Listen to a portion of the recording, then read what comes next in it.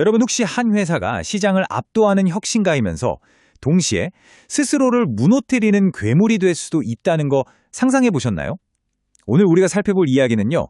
바로 이 모순을 온몸으로 보여주고 있는 기업, 바디프렌드에 대한 겁니다. 자, 보시면 이 회사의 모순이 딱 드러나죠. 한쪽에서는요, 치료 보조기기 분야에서 무려 800개가 넘는 특허로 압도적인 기술력을 뽐내고 있어요. 그런데 다른 한쪽을 보면 기업 공개, 즉 IPO를 3번이나 실패하면서 지배 구조가 얼마나 엉망인지를 보여주고 있죠. 도대체 어떻게 한 회사에 이렇게 극단적인 두 얼굴이 같이 있을 수 있는 걸까요? 자, 그럼 먼저 이 회사의 정말 대단한 점, 그 눈부신 면부터 한번 깊게 들여다볼까요?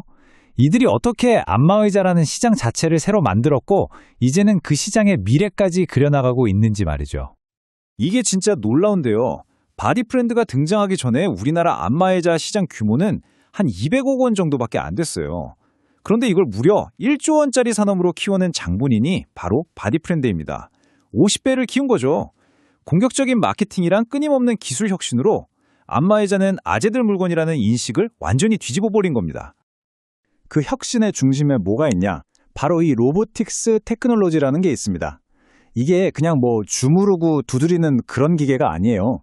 팔다리 마사지 부분이 따로따로 움직이면서요. 사용자 몸을 쭉쭉 늘려주는 스트레칭에 심지어 코어 운동 효과까지 줍니다.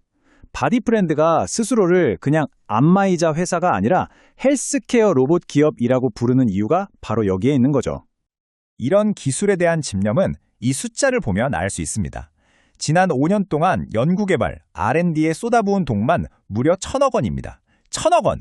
이게 그냥 돈 좀 썼네 이 정도가 아니고요. 업계 평균의 2배가 넘는 금액이에요. 한마디로 다른 회사들은 아예 따라올 생각도 못하게 기술의 벽을 높이 쌓겠다는 그런 전략인 겁니다. 자, 이 그래프를 보시면 그 차이가 그냥 한눈에 들어오죠. 지난 10년간 치료 보조기기 분야 특허 개수를 보면요. 바디프렌드가 803건으로 압도적 1위입니다. 2위인 세라젬이나 대기업인 LG전자와는 비교가 안 될 정도죠. 이건 거의 아무도 넘볼 수 없는 성벽, 기술적 해자를 완벽하게 구축했다는 뜻입니다. 자, 그런데 말이죠. 이제 동전의 뒷면을 봐야 할 시간입니다. 이 모든 엄청난 기술력에 아주 짙은 그림자를 드리고 있는 내부의 문제. 바로 난장판이 된 이사회 이야기입니다. 이 갈등이 어디서부터 시작됐는지 보려면 이 역사를 좀 살펴봐야 하는데요.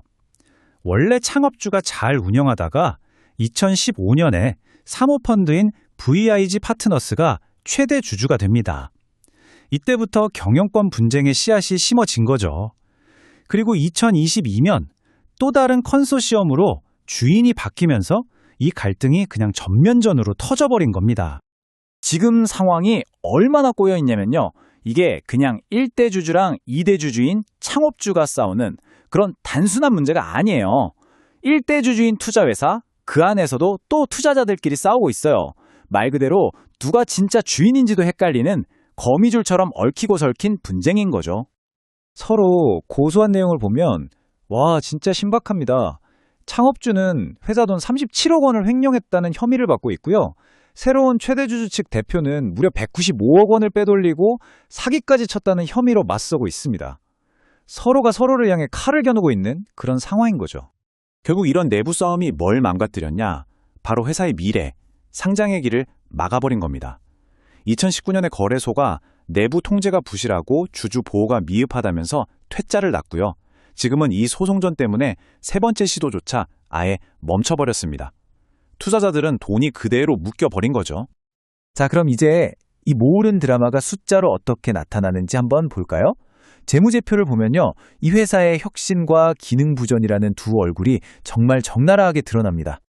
자, 이 표를 한번 보세요. 맨 위에 매출 4.1% 성장했죠. 그 아래 영업이익, 그러니까 본업으로 번 돈은요. 와, 무려 34.6%나 늘었어요. 여기까지 보면 완전 성공 스토리 같잖아요. 그런데 맨 밑에 최종 성적표인 당기순이익을 보면 마이너스입니다. 적자를 냈죠. 바로 이 극명한 대비가 이 이야기의 핵심이에요. 그러니까 일단 좋은 소식은 본업은 진짜 잘하고 있다는 거예요. 영업이익이 이렇게나 늘었다는 건 그만큼 제품이 잘 팔리고 회사의 핵심 경쟁력이 탄탄하다는 증거거든요. 그런데 바로 여기서 기가 막힌 반전이 나옵니다. 그렇게 본업으로 돈을 잘 벌어놓고 회사는 최종적으로 47억 원 손실을 봤어요. 아니 도대체 그 많던 이익 다 어디로 증발해버린 걸까요? 그 해답이 바로 여기에 있습니다. 한마디로 경영권 다툼하느라 들어간 막대한 소송 비용, 법률 비용이 회사가 기술력으로 열심히 벌어들인 돈을 그냥 다 까먹어버린 거예요. 이사회에서 벌이는 전쟁 비용이 회사의 이익을 통째로 집어 삼키고 있는 거죠. 자, 그럼 투자자 입장에서는 어떨까요? 이걸 보면 정말 머리가 복잡해집니다. 이 회사의 가치, 도대체 어떻게 봐야 할까요? 한쪽엔 눈부신 기술력이 있고 다른 한쪽엔 골치 아픈 짐이 있는 셈이니까요. 이 회사를 좋게 보는 쪽, 그러니까 불 케이스는 이렇게 말합니다. 야, 그래도 기술력은 독보적이잖아. 그리고 배당도 10%나 줘. 반면에 안 좋게 보는 베어 케이스는 딱 잘라 말하죠. 소송 리스크가 이렇게 큰데 상장도 불투명한데 무슨 투자냐. 바로 이런 경영 문제 때문에 회사가 제 가치를 인정받지 못하는 거버넌스 디스카운트가 생기는 겁니다. 시장의 생각을 가장 잘 보여주는 말이 아닐까 싶은데요. 한 익명의 주주가 이런 말을 남겼습니다. 경영진이 바뀌지 않으면 상장은 꿈도 꾸지 마라. 시장의 분위기가 딱 이렇다는 거죠. 결국 이 모든 이야기를 관통하는 질문은 하나로 모아집니다.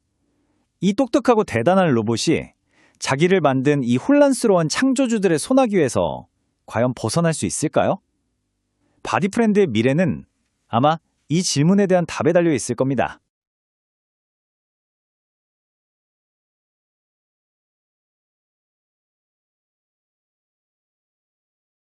감사합니다. 학습해서 좋은 결과로 대박을 기원합니다.